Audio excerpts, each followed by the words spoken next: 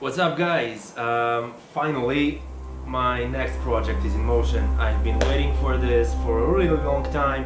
I didn't have the budget, the time, and finally I do, and I got my motor, which is right here. Look at that beauty. It seems like a small one, but it isn't, because it's rated for 5 kilowatts, which is nuts. Look at this. I'm holding this like it's almost the size of my palm, which is crazy. And this is the bike this one is going to be installed on. Check this out, brand new Kona approx 153. Amazing enduro bike. This setup won't be anything crazy. It's not gonna reach crazy speeds or have crazy torque. It's gonna be the perfect balance between light bike, enough power to have fun with, to go up hills without the lack of torque, and be light enough to still use it as a regular mountain bike, which will allow me to go dropping and gapping and bramming, whatever you pick. Just gonna be almost as an original bike.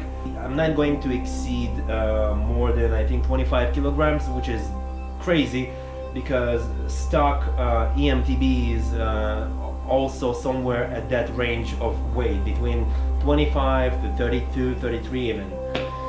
So let's check this out. This motor is coming out of a great company named CYC Motor. I had a really great experience with them. It's not a cheap motor, it's a $1,200 motor, but every penny worth it, because the way they ship it, the way the customer service works, the way they prepare everything, and they confirmed with me on email every single detail. Seriously, guys, these guys are professionals. They know people are paying top buck for these motors, and they provide service just accordingly. So I do recommend them. Besides that, this is a kind of a plug-and-play setup, because it's pretty easy to install. All you need to do is just to remove certain parts of the bike, as you can see right here, which is the crank and the bottom bracket. I'm going to install it just right here, as you can see. Somewhere like that. Of course, this is going to be aligned, and I am going to secure it with that on top of this, on the bottom tube. And as you can see, I'm not losing any ground clearance, which is freaking awesome, because usually, even though my frame goes slightly forward and it's not directly like the angle of my down tube, it's not the perfect one for this type of build, but I'm still not losing any ground clearance, and I couldn't be any more happier than that.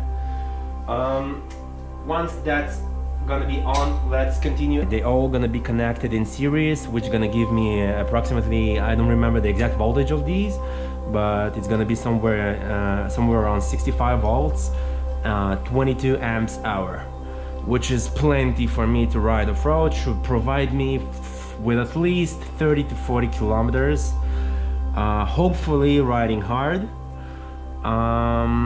And that's it according to the batteries. By the way, if you have any other ideas, something that I might have missed about mounting these bad boys on the frame, I'll be more than happy to hear you guys in the comments. We'll definitely reply.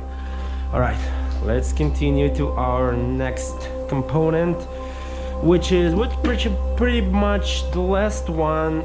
It's the brakes. I got the bike with Shimano brakes, which Shimanos are awesome, but for some stupid reason, once I tried Hope, I couldn't go back to any other brake.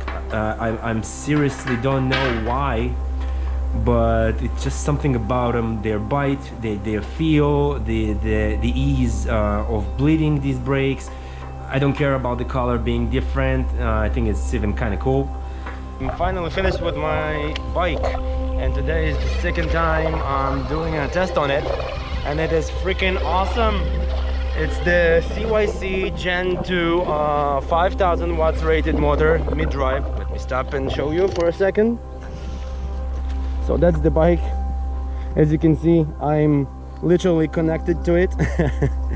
For now, the batteries are in the backpack, but they're not gonna stay there for too long because, I mean, it's not that bad, but I'm just afraid safety-wise, what will happen if I'll fall and something goes wrong in the bag. So this is the only concern of mine, because I really don't feel it. I really don't. It's not too heavy for me. I've ridden with my bag for like three hours straight, and I literally didn't feel it. So it's about 5 to 6 kilograms on the bag. So if you guys are planning on putting some lipos in your bag, you're gonna have to protect it pretty good, because currently it just improvised in there. There's no real protection in it. So yeah, and I'm going to put them on right here on the down tube. There's a few things that I need to finish, such as place the controller in a better space and replace the pedals. As you can see, this is just some random pedals I found, and I've already ordered a box component cassette of 8 speeds, because these are too much. This cassette has too many speeds on it, and the chain is pretty thin, and I'm pulling around 3500 watts out of this motor. It's pretty torquey, so I need to find the fattest chain possible for bikes, and Box Component Company provides that solution. It comes as a bundle with a cassette of 8 speeds and a chain, derailleur, and the shifter up here. It says it's a single click shifter, so it will be easier to shift while pedaling or using a throttle, because right here you can see it goes far. I could shift like 3 or 4 gears, and it's not a good idea to do that once you have a motor on your bike, because you might destroy your chain just in seconds. And yeah, anyway guys, it has shitload of torque. I've went through some badass hills. I've climbed like hills so stiff it's almost a wall, and it was just accelerating as a mad cow upwards. This is, guys, crazy. Hopefully I'll find some spot around here to show you its performance, and yeah, basically that's it. I will be updating about further upgrades. I have a few in mind, and we'll see you soon.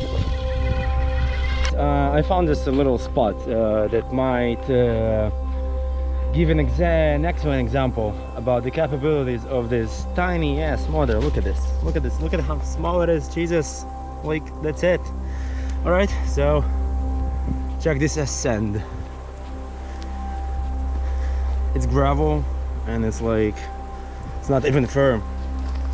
It's half sand, and I'd say it will be about somewhere probably 50-ish, 55-ish degrees ascend.